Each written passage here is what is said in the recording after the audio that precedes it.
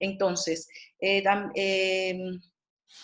cuando escuchamos hablar, cuando escuchamos intervención en crisis, generalmente lo que pensamos es cuando hay algún evento que resulta, algún desastre natural o algún evento terrorista, de la intervención que se da en el momento de las personas que vivencian ese evento traumático o estresante. Y realmente la intervención en crisis va un poco más allá. La intervención en crisis, digamos que tiene dos modalidades. La primera es la de primeros auxilios emocionales, la de primeros auxilios psicológicos, que esta está orientada a ayudar de manera inmediata a las personas que viven ese evento o esa situación traumática con el objetivo de que recuperen lo más pronto posible lo que sería su equilibrio y la adaptación psicosocial que tenían en la medida de lo posible de manera previa. Esta primera intervención en primeros auxilios psicológicos generalmente no la da un personal especializado. O sea, no solamente recae, digamos, en ofrecerla en psicólogos, sino que lo pueden hacer terapeutas ocupacionales o en general cualquier persona que se dedique al área de la salud.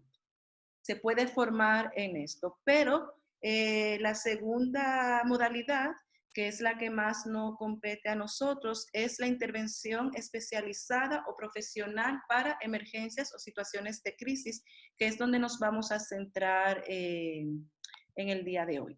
Entonces, lo primero que tenemos que definir, ¿qué es una crisis? ¿Qué podemos definir como crisis? Entonces, básicamente, la crisis lo podemos definir como una condición inestable que se presenta en el curso de un proceso. Ya los procesos los vamos a ver un poquito más adelante. Y que como ese evento se solucione, condiciona y modela cómo la persona se va a seguir comportando en un futuro. Si nos vamos ya a unas definiciones más técnicas, como por ejemplo puede ser la de Liria, la crisis es un periodo transicional que representa tanto una oportunidad como un peligro para la persona que la vive. Según la definición de la RAE, es una mutación importante en el desarrollo en los diferentes procesos que puede vivir una persona. Ya yéndonos a definiciones más psicológicas, según Kaplan, la crisis es un obstáculo que el sujeto encuentra cuando quiere conseguir sus metas importantes y que generalmente no puede ser superado mediante las estrategias que esa persona conoce. Y si nos vamos ya a la definición de Frank, la crisis es una vivencia y una experiencia puntual que fuerza a que el individuo, a que la persona reconsidere en un plazo breve de tiempo cuál es el sentido de su vida. Entonces, si resumimos, tomamos todas esas diferentes definiciones de crisis, podemos decir que es un estado vital en el que el hombre o la mujer se encuentra sin convicciones porque las que tiene en ese punto no les resultan vigentes, no les resultan útiles esas estrategias de afrontamiento que ha desarrollado hasta ese momento, pero aún no ha tenido la oportunidad de desarrollar otras habilidades de afrontamiento. Y algo importante es que cada cambio vital implica una crisis. Cuando una persona nace, nos dice que, bueno, nace, crece, se reproduce y muere. Y en el proceso de crecimiento, cada cambio que hay en una etapa vital, es decir, cada transición de niñez, adolescencia, adulto joven, adultez media, adultez tardía, todo esto implica cambios, implica crisis. Hay una investigación que se hizo en el 1967, lo voy a proyectar. Denme un momento.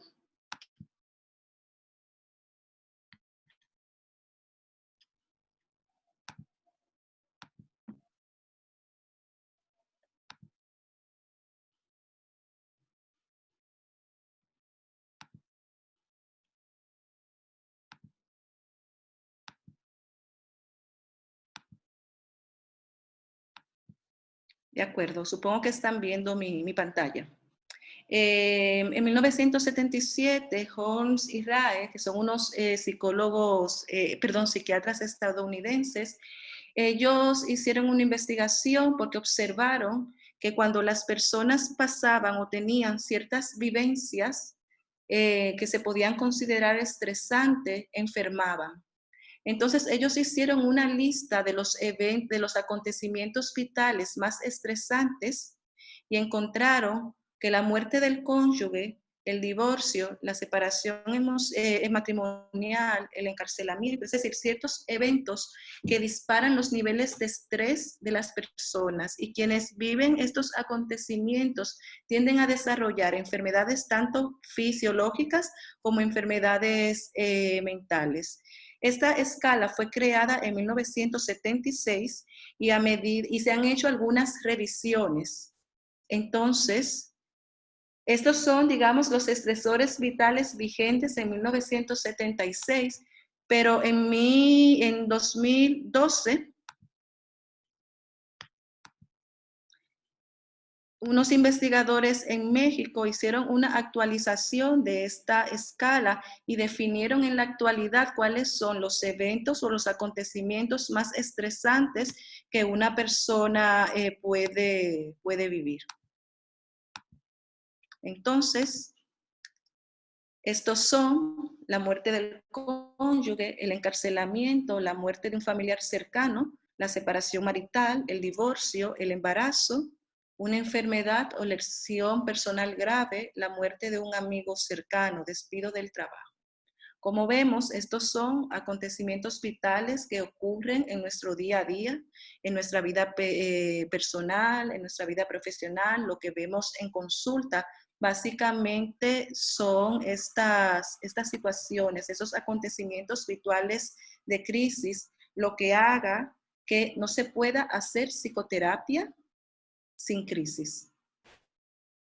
Cuando hacemos psicoterapia, básicamente es intervención en crisis.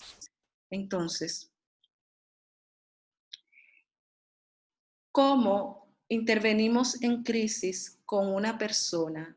Porque vamos a ver, llega una persona a consulta que el mundo literalmente se le ha roto, está afrontando un divorcio, está afrontando una separación, está afrontando lo que es quizá el quiebre de su empresa o que lo han despedido del trabajo.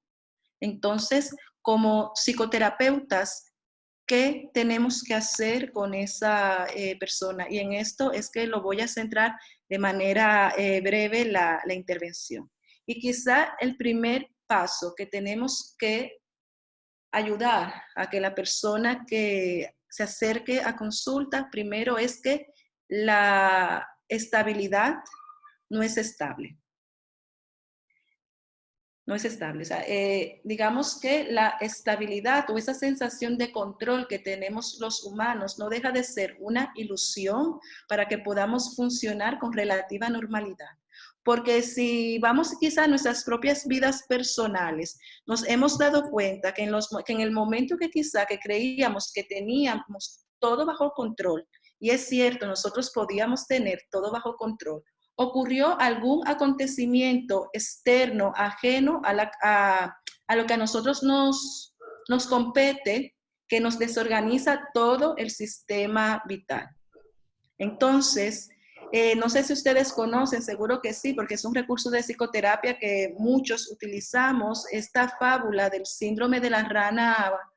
Bueno, vamos a llamarle fábula. Este es el síndrome de la rana cocida, que es esa historia que cuenta cuando una rana se le pone en una olla, y si el agua está hirviendo y lanzamos la rana a esa agua hirviendo, la rana lo que hace es reacciona, instinto de sobrevivencia, y sale de la olla. Sin embargo, si ponemos a la rana en un agua fría, y subimos la temperatura, y poco a poco se va calentando y empieza a hervir, ese instinto de supervivencia de la rana no se activa, literalmente se cuece en la olla.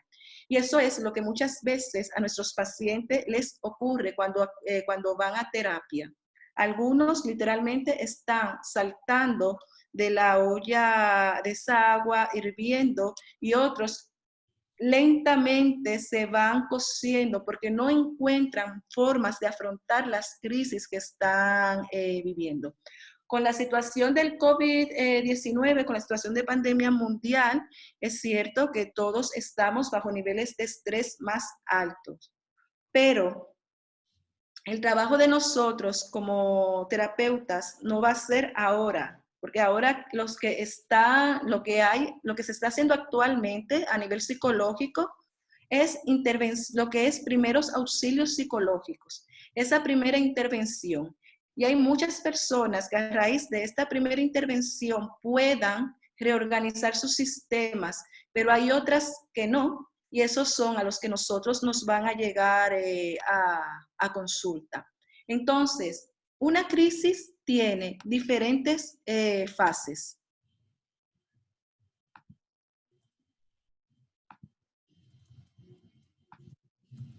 Una crisis tiene diferentes fases y la primera fase es la fase de impacto. Aquí la persona generalmente suele entrar en shock, que es lo que se conoce como una reacción aguda al estrés. Ocurre un evento, un acontecimiento vital que a la persona le resulta estresante.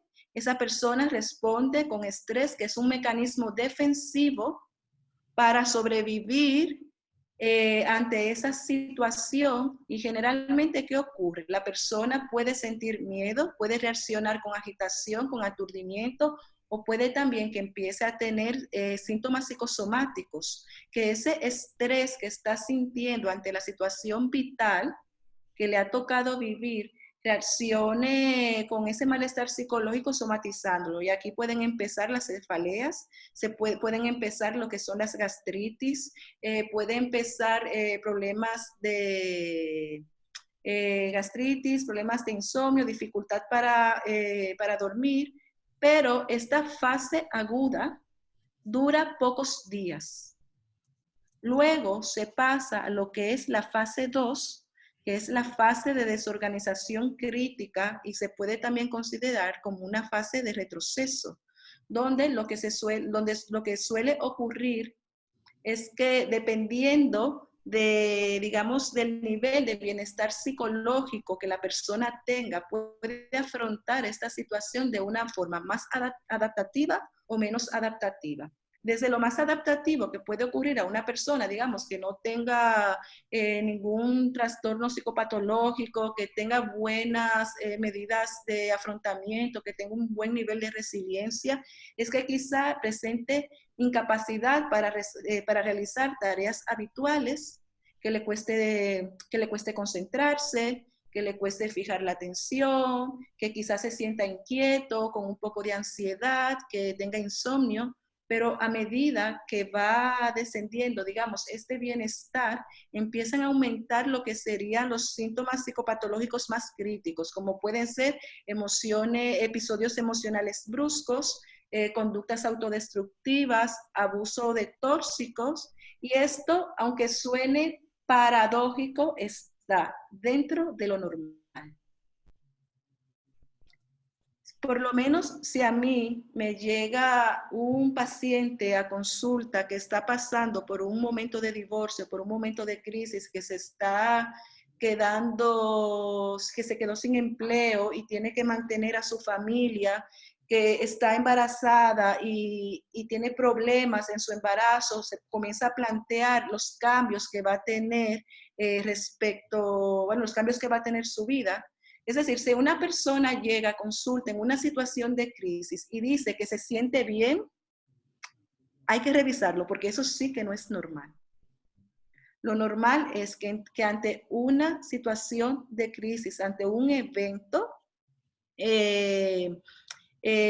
vital, estresante, la persona se desorganice por un periodo breve de tiempo, pero que haya cierta organización en sus esquemas, en sus estilos de afrontamiento también. Y de aquí es que podemos pasar a la fase 3, lo que sería la resolución, lo que sería la adaptación. que una vez dado el golpe, una vez de esta fase de desorganización, la persona de manera espontánea o con ayuda puede y desarrolla estrategias nuevas de afrontamiento. Y los resultados de esta resolución, de esta adaptación a la situación, al evento de crisis, es que la persona madura, hay cierto crecimiento y lo más importante es que aumenta lo que es la cartera de recursos y se da el aprendizaje. Es decir, la persona, como dijimos al inicio, la persona lo que hace es añadir nuevas estrategias de afrontamiento ante las situaciones críticas que pueda vivir. Pero no todas las personas tienen la capacidad de reorganizar su vida, de reorganizar el sistema cuando viven una experiencia, un evento vital estresante. Entonces ahí es que viene la fase 3, que es cuando se da el fracaso de la adaptación. Y aquí es donde viene lo que consideraríamos ya trastornos psicológicos.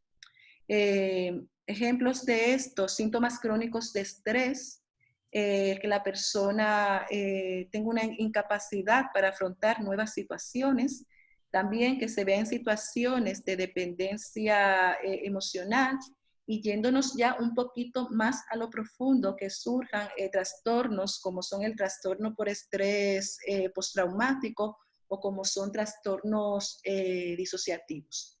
Generalmente, nosotros somos el último recurso.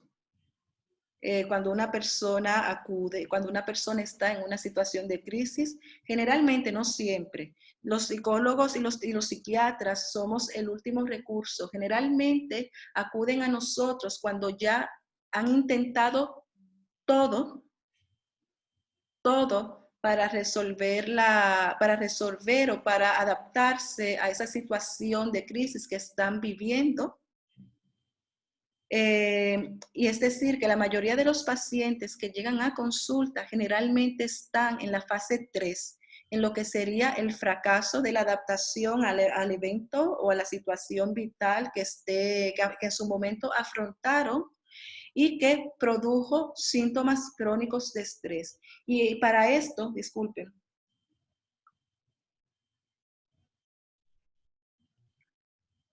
los que son los manuales diagnósticos nos ayudan a establecer, digamos, dónde está esa línea de lo que es un fracaso a la adaptación o que se dé la adaptación.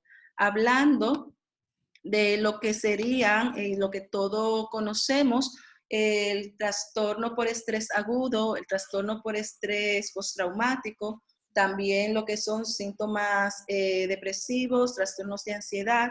Y llegados a este punto como terapeutas, entiendo que tenemos que ser un tanto humildes y reconocer cuando la persona puede necesitar, digamos, bueno, ser derivado al psiquiatra.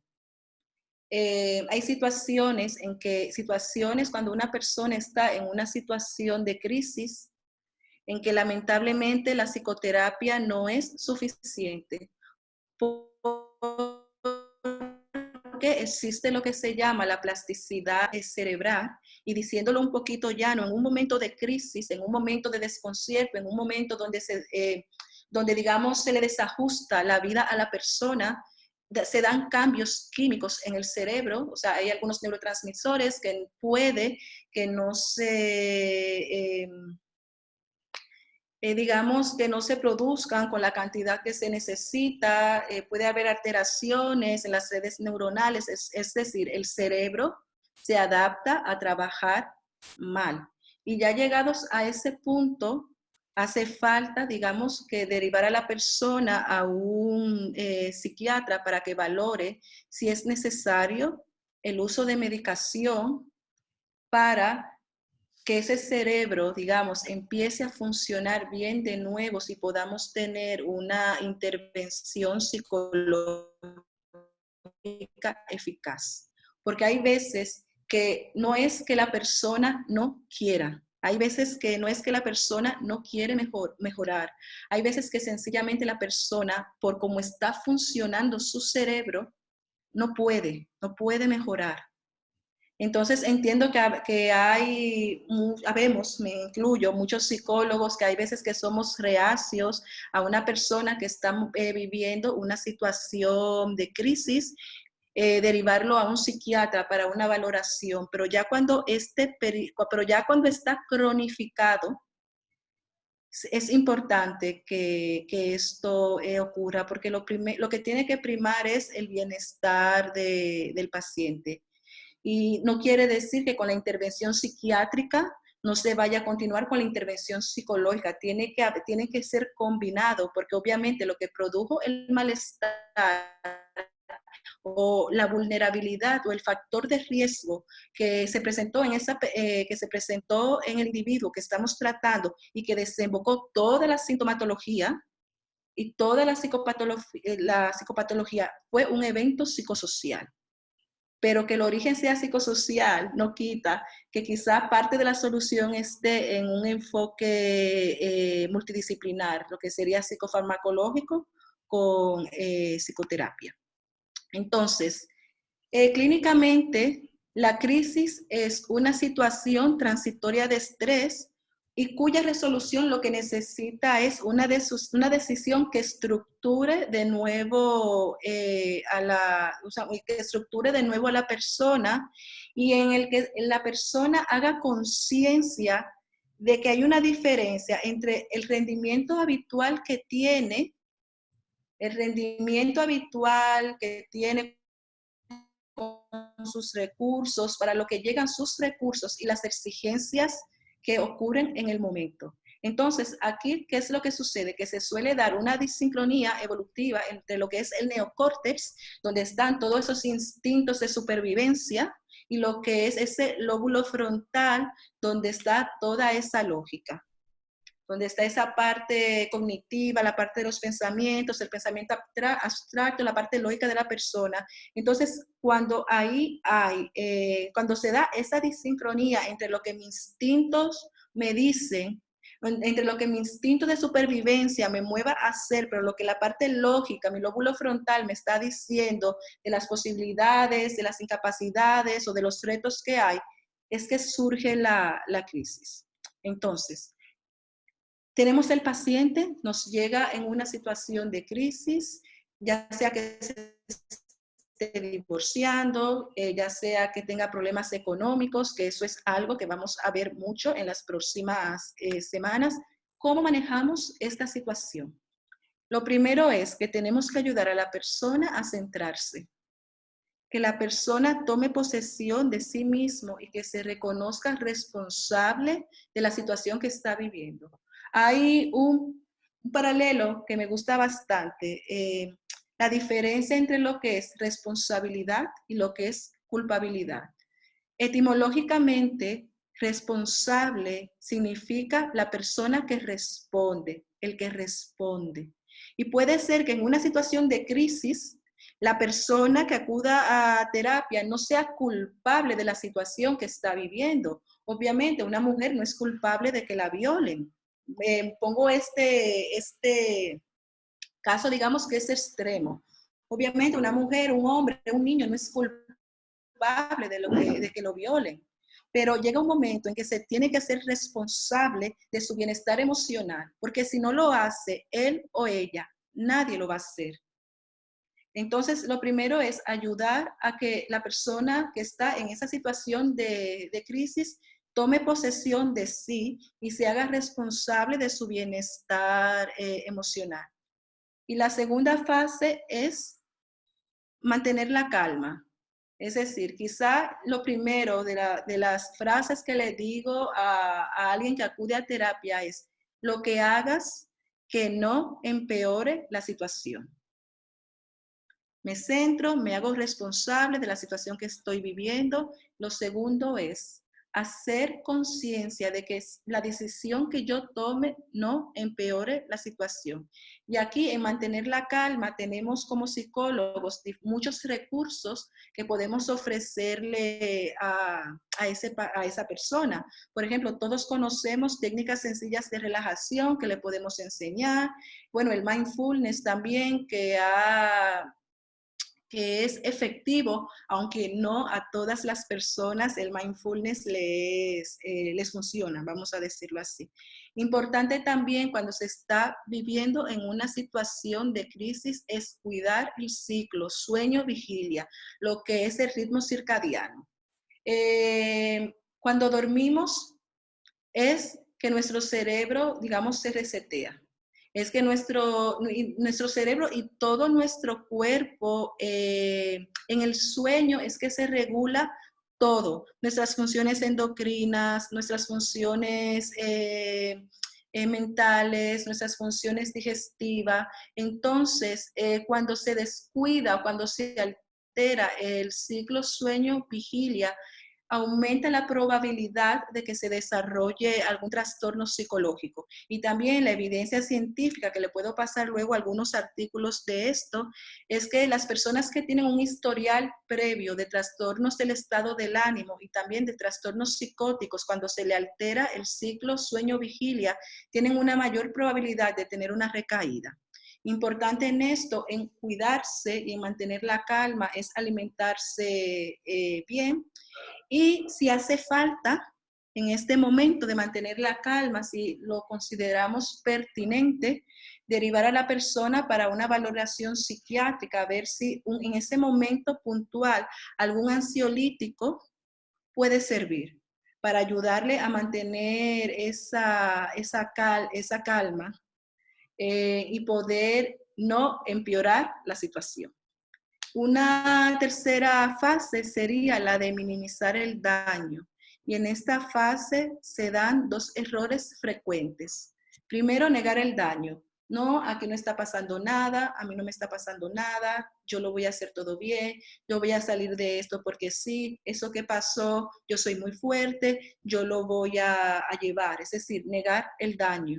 Y otra parte es dejarse arrastrar por el sufrimiento, el lamento y la culpa.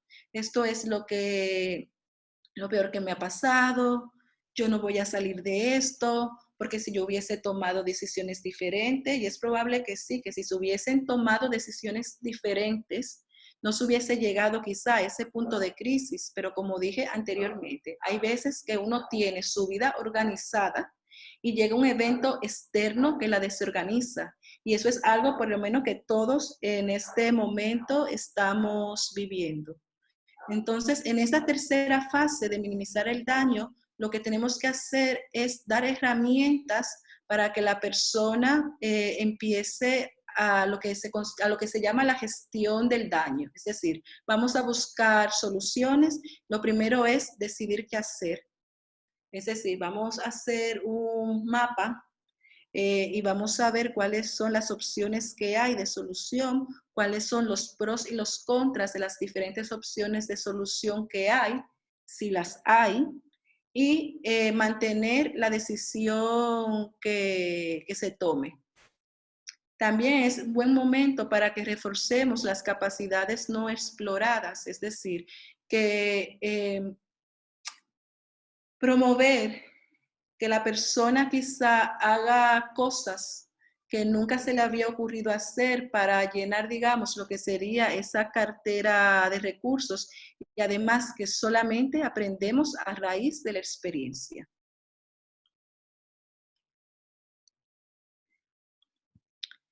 Ya luego,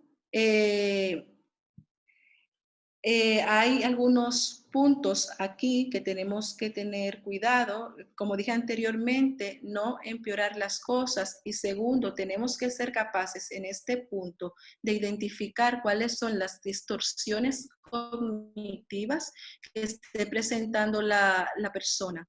Las condiciones, además de esto, cuáles son los mecanismos de defensas que están imperando, pero sobre todo las distorsiones cognitivas que puedan hacer, porque esto va a continuar limitando a la persona en lo que serían esa búsqueda de soluciones y también la ejecución de esas posibles soluciones.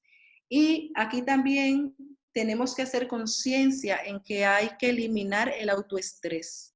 ¿A qué me refiero con el autoestrés?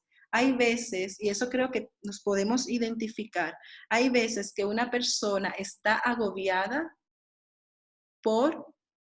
se agobia por estar agobiada, o que se siente ansioso porque siente la ansiedad, está estresado porque siente ese estrés, o que se siente culpable porque siente culpa. Estos son algunos ejemplos. Entonces, tenemos que hacer énfasis en esto, en que la persona no se autocastigue por las emociones negativas que puede estar sintiendo. En ese momento, esas emociones negativas son adaptativas porque están moviendo a la persona a buscar soluciones. Y algo también importante de esta fase es procurar no hacer daños a terceros.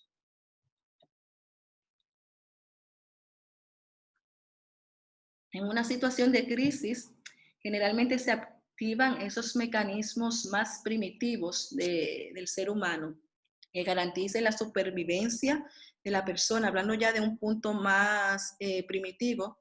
Y generalmente cuando una persona está en situación de crisis, no se detiene mucho a pensar en cómo sus acciones pueden afectar a otro. Entonces, en eso es algo que tenemos que también hacer, ayudarles a que hagan conciencia, que en su periodo de crisis, las decisiones que tomen no hagan daños a terceros.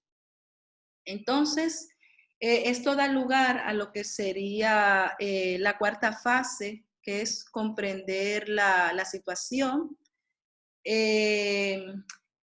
clarificar quizá por qué la otra persona se comportó como lo hizo, si fue algo de esa persona que nos hizo daño, pero al mismo tiempo evaluar el feedback de la propia conducta, de por qué la persona se está comportando como lo está haciendo.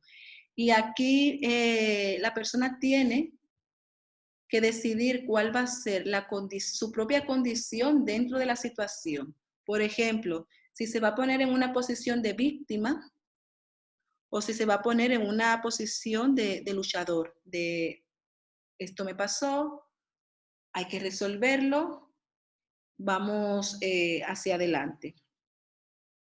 Esto nos lleva a la quinta fase, donde la persona tiene que aprender a actuar, no a reaccionar. Entonces, una reacción es una respuesta automática que generalmente es inconsciente, que tenemos a acciones o acontecimientos que nos ocurren.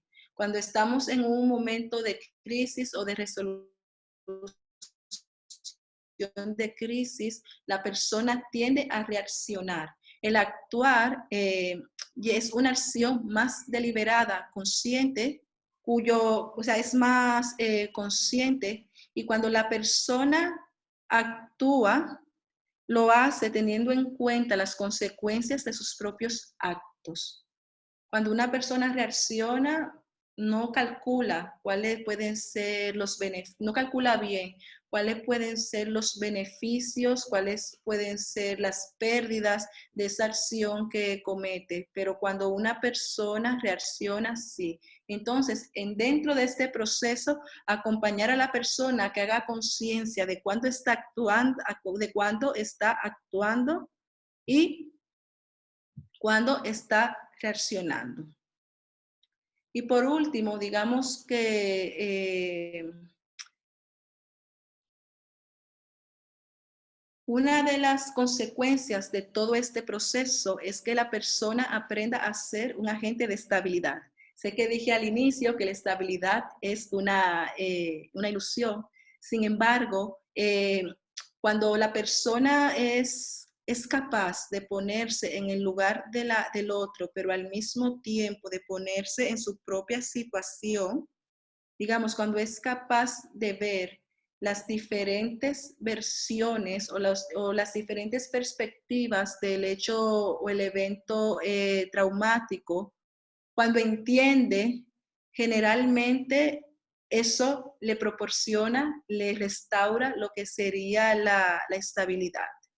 Y al final, el manejo de la crisis en terapia no deja de ser una experiencia emocional correctora para la persona. Y al fin y al cabo, eh, entiendo, y ya esto lo digo como en plan un poco jocoso, un poco gracioso, una de las buenas soluciones para sobrevivir una crisis, no para evitarla, sino para sobrevivir y para superarla, para afrontarla, a veces es hacerse un poco el loco. Y también esto es algo que ayuda bastante a relativizar un poco lo que ocurrió. No quitarle la importancia porque la tiene, pero sí hacerse un poco el loco. Entonces, bueno, he terminado ya la presentación. Veo que hay algunos puntos de algunas preguntas que me han hecho. Bueno, ahora mismo doy espacio a las preguntas que puedan tener. Primero voy a ir a las que están escritas. César, si estás de acuerdo. Estoy de acuerdo. Puedes irlas leyendo y puedes ir respondiendo, Iris. Blanca, te leo y estoy de acuerdo contigo en lo que dices. Y eso es, digamos, una de las debilidades más grandes, vamos a decirlo así, que tiene nuestro sistema. Es que hay veces que prima más el interés personal que el interés del paciente. Y es cierto que hay psiquiatras que roban pacientes, pero lo ético como psicólogo es que si nos damos cuenta que una persona necesita intervención de un psiquiatra, lo derivemos independientemente de que el psiquiatra robe o no el paciente. Yo lo que hago es particularmente que yo trabajo con psiquiatras en los que confío y en psiquiatras que sé que van en la misma línea mía de intervención, porque hay en muchos aspectos que el psicofármaco es un tente ahí, especialmente el ansiolítico. El ansiolítico no resuelve conflicto. El ansiolítico lo que hace es contener un poco, bueno, contener, mientras el trabajo y facilitar el trabajo y la intervención en la psicoterapia. Pero hay muchos profesionales que no entienden esto. Y en este caso yo lo que te diría es que trabajar con psiquiatras que confíes. A ver, la parte de los fanáticos, lo de los fanáticos, mira, yo he aprendido en mi experiencia que hay que trabajar con el sistema de creencias de la persona. Si la persona cree en brujería, vamos a hablar de brujería. Yo no, o sea, siempre y cuando, ¿verdad? No nos vayamos a la parte de delirios y nos metamos en una esquizofrenia, que es otro tema. Pero tenemos que trabajar en base al sistema de creencias de la persona. El sistema de creencias que yo pueda tener en ese momento no es importante. Yo he tenido casos, por ejemplo, que pacientes llegan que me están diciendo que creen que le están haciendo brujería. Y recuerdo el caso justo de una joven de 16 años eh, que estaba teniendo ataques de pánico y había un cierto contenido religioso en su familia y yo en ningún momento cuestioné las creencias religiosas de la familia. Si ellos quieren creer que es brujería y eso le funciona, yo no, o sea, no entro ahí. Mientras yo hago mi intervención, en ese caso fue cognitivo-conductual de Beck y bien, entiendo que tenemos que trabajar con el sistema de creencia de las personas. O sea, el objetivo es que la persona recupere la estabilidad. Va a sonar muy feo lo que voy a decir, que la persona recupere la estabilidad, no que tenga sentido común.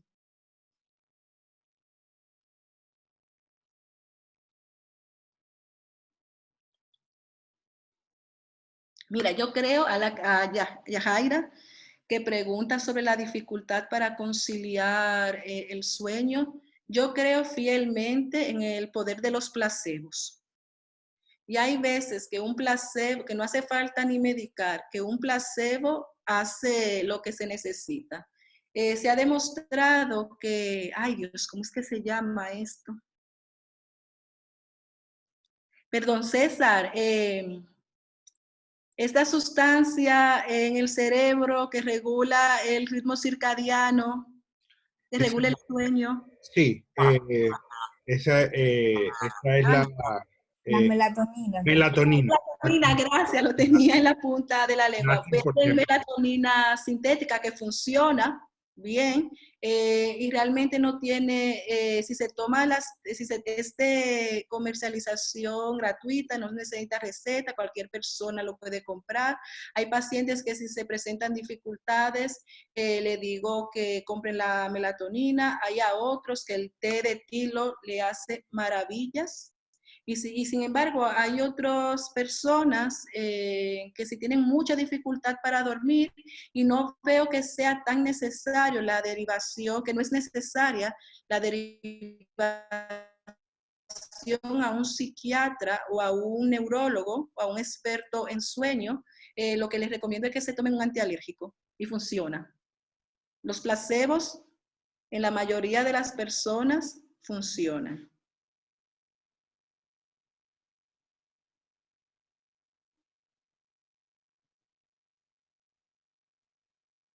De acuerdo, Ivana, mira, en este caso lo que tienes que hacer es guiarte de los manuales de diagnósticos.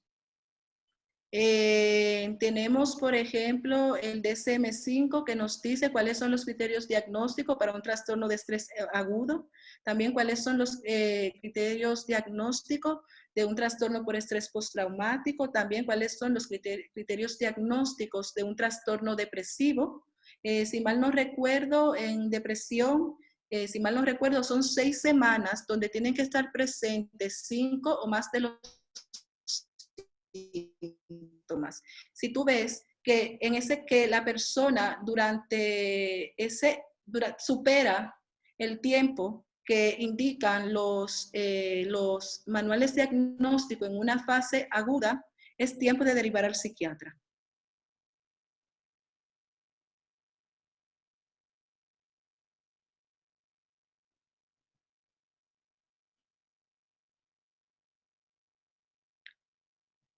Clarinilda, como te dije, yo creo en los placebos y yo entiendo que hay que respetar el sistema de creencias de la persona y entrar con los recursos que tenga la persona. Yo no llegaría al extremo de recomendarle a un paciente que vaya donde un brujo. Yo no llegaría, digamos, a ese punto. Funciona, que bien, que yo no tengo ningún tipo de contraindicación, pero yo no lo recomiendo.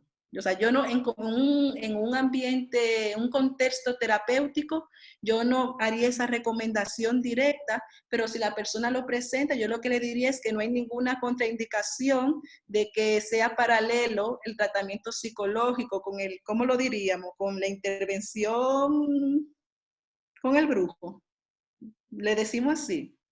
En principio, es decir, siempre y cuando no rayemos en lo que sería un trastorno delirante, que hay veces que lamentablemente la línea es muy fina, mi recomendación es que respeten el sistema de creencias de la persona.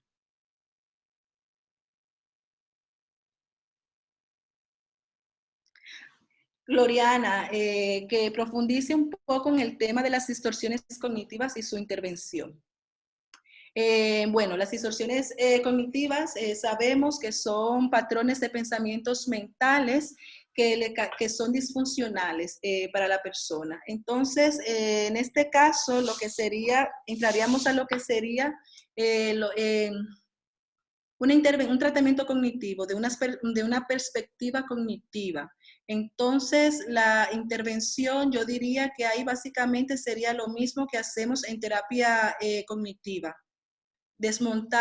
intentar desmontar lo que sería ese modelo de creencia erróneo. Cuando hablo de creencia no me refiero a creencia religiosa, sino a ideas irracionales que pueda tener la persona, tipo, todo el mundo quiere hacerme daño, que es una distorsión cognitiva. Tipo, yo siempre tengo la razón, o yo sé que todo el mundo me está fastidiando, o yo sé que nunca voy a salir de esto. En este caso, seguir lo que serían las indicaciones de una intervención cognitiva. Las distorsiones cognitivas más comunes, el catastrofismo, perdón, mecanismos de defensas más comunes, la negación. La negación es uno de los mecanismos de defensa más bonitos que existen. La negación, también la proyección.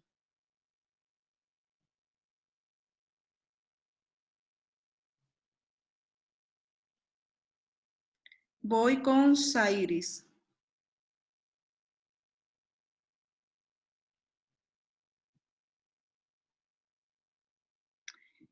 Mira, Sairis, los psicólogos somos humanos y yo entiendo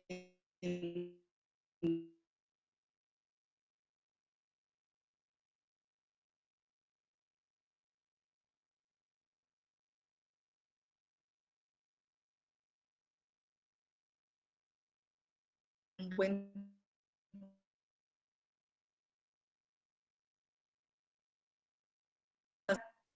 feo, pero un psicólogo no es un líder espiritual que tiene que tener una vida recta y una vida perfecta.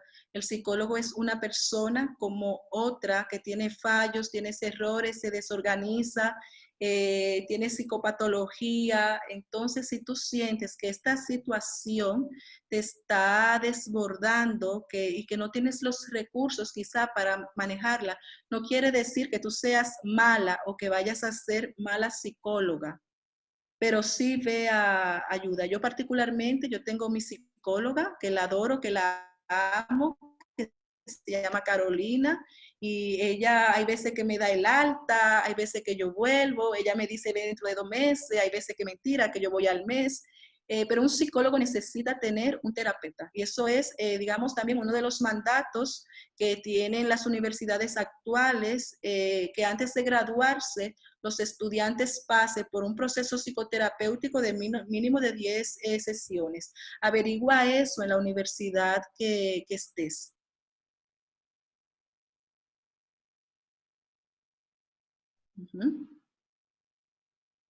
De acuerdo, si alguien más tiene alguna otra pregunta o quieren alguna aclaración de los temas que hemos tratado.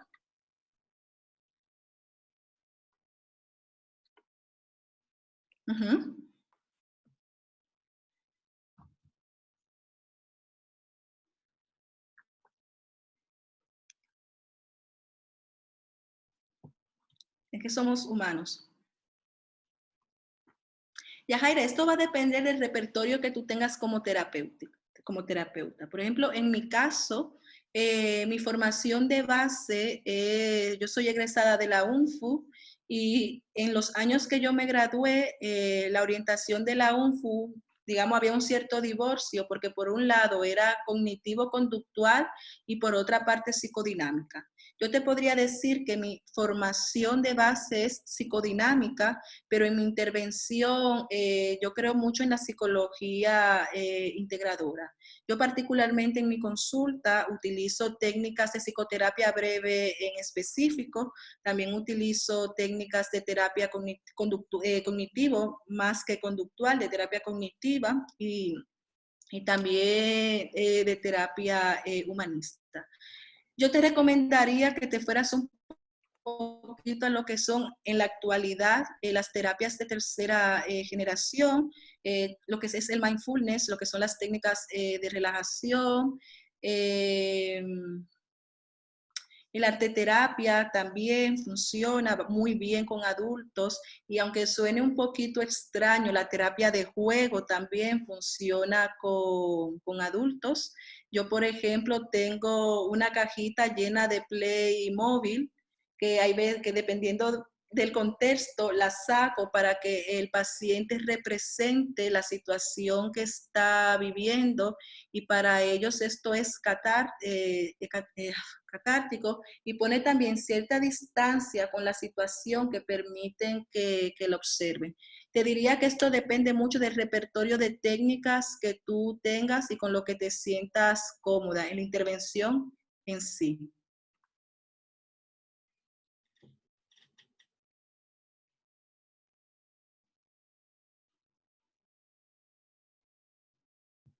¿Alguna otra pregunta?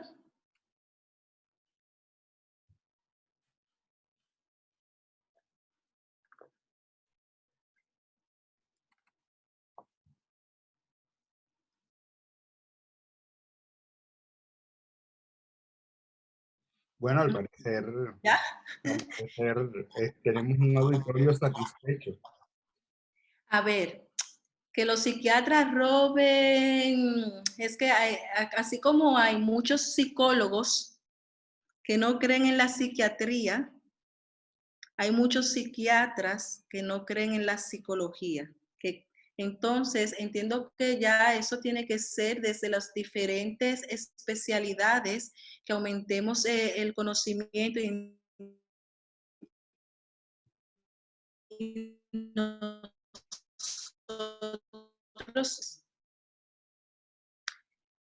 Carmen, que eso de que algunos pacientes que no quieren proceso terapéutico, sí. Y aquí voy a la parte que mencionaba hace un poquito de esos mecanismos de defensas como es la negación. Si no le pongo nombre, si no lo menciona, no existe. Si no hablo de ello, no es real. Entonces, precisamente lo que dice que quieren su pastillita y ya, pero son pacientes, digamos, que se vuelven crónicos y al final, aunque sea en 2 años, 3 años, 10 años, 15 años, 20 años, terminan pasando por psicoterapia. Recuerden lo que comenté al inicio, que en este sistema de reorganización, generalmente los psicólogos y los psiquiatras somos el último recurso. La muchas personas prefieren antes, como muy bien dijeron, ir al brujo, pasarse, ir al brujo, hablar exclusivamente con el pastor de la iglesia, atribuirle una causa espiritual a la situación que están viviendo para no afrontarla. En cierto aspecto, poniendo lo que hablábamos también de lo que es la responsabilidad, poniendo la responsabilidad de su bienestar en otro, y no ellos para autogestionarse. Yo tengo mis psiquiatras en los que yo confío, psiquiatras que sé que van a dar, que son éticos. En IDECIP tenemos muy buenos psiquiatras y yo cuando derivo no tengo ningún miedo de que me los roben, para nada. Son pacientes, mira, ve donde la doctora, después que la doctora te vea, yo te veo y se da bien el proceso terapéutico.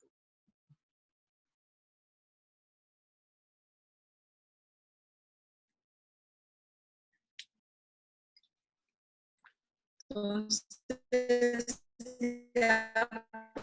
por mi parte, oportunidad de compartir con ustedes esta audiencia. Excelente.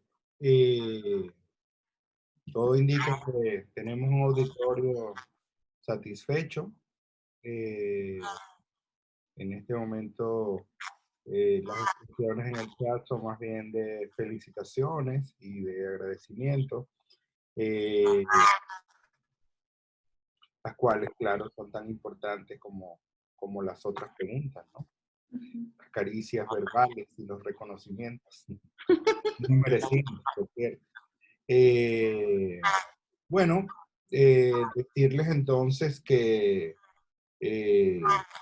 esto es parte también del trabajo, ¿verdad? Cotidiano que hacemos en el IDECIP. Y bueno, acaban de conocer a Iris también, que es parte de nuestro equipo. Mañana, como yo soy el del grupo, el que tiene más fama pública de antipsiquiatra, mañana tenemos a la doctora Carmen Ramírez, que es una de nuestras psiquiatras. y que, bueno, ya conocieron a Roselio Martínez, que es otro de los psiquiatras, y tenemos a la doctora Hernández, María Hernández, que también es otra de las psiquiatras que trabaja con nosotros. O sea que tenemos, para no tener, tenemos 3 el equipo. Así que en otro momento quizás podamos tener un buen conversatorio sobre cuál es el espacio para cada cual. Creo que se puede ser interesante. Y tener allí al doctor Roselio y tener a la doctora Ramírez y tener entonces algunos colegas psicólogos y eventualmente tener un buen coloquio sobre ese tema. Pero bueno, mañana vamos a conversar sobre los peligros del abandono del tratamiento psiquiátrico, precisamente con la doctora Carmen Ramírez, que es psiquiatra, médico psiquiatra, y que entonces, bueno, va a estar compartiendo con nosotros a partir de las 7 de la noche. Iris, perdón, muchas gracias por el tiempo, muchas gracias por habernos preparado este conversatorio. Creo que ha sido puntual, claro, específico y que no dejó espacios para dudas. Muy temático y muy bien desarrollado.